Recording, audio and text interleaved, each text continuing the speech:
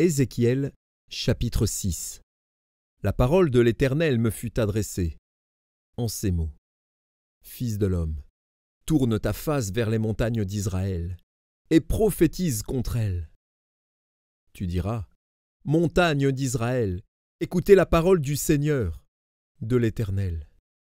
Ainsi parle le Seigneur, l'Éternel, aux montagnes et aux collines, aux ravins et aux vallées.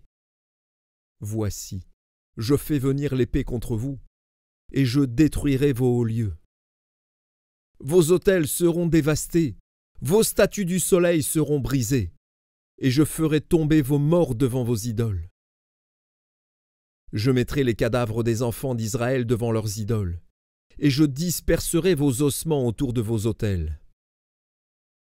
Partout où vous habitez, vos villes seront ruinées, et vos hauts lieux dévastés. Vos autels seront délaissés et abandonnés. Vos idoles seront brisées et disparaîtront. Vos statues du soleil seront abattues, et vos ouvrages anéantis. Les morts tomberont au milieu de vous, et vous saurez que je suis l'Éternel.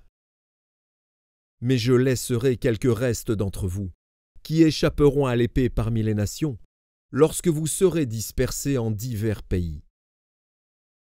Vos réchappés se souviendront de moi parmi les nations où ils seront captifs, parce que j'aurai brisé leur cœur adultère et infidèle, et leurs yeux qui se sont prostitués à leurs idoles. Ils se prendront eux-mêmes en dégoût, à cause des infamies qu'ils ont commises, à cause de toutes leurs abominations.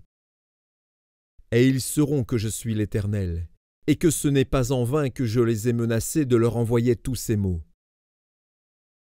Ainsi parle le Seigneur, l'Éternel. Frappe de la main, frappe du pied, et dis, hélas, sur toutes les méchantes abominations de la maison d'Israël, qui tombera par l'épée, par la famine et par la peste. Celui qui sera loin mourra de peste, celui qui sera près tombera par l'épée, celui qui restera et sera assiégé périra par la famine. J'assouvirai ainsi ma fureur sur eux.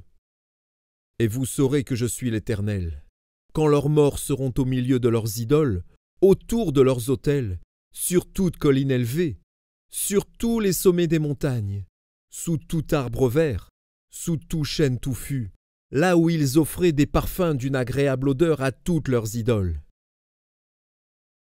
J'étendrai ma main contre eux, et je rendrai le pays plus solitaire et plus désolé que le désert de Dibla, partout où ils habitent, et ils sauront que je suis l'Éternel.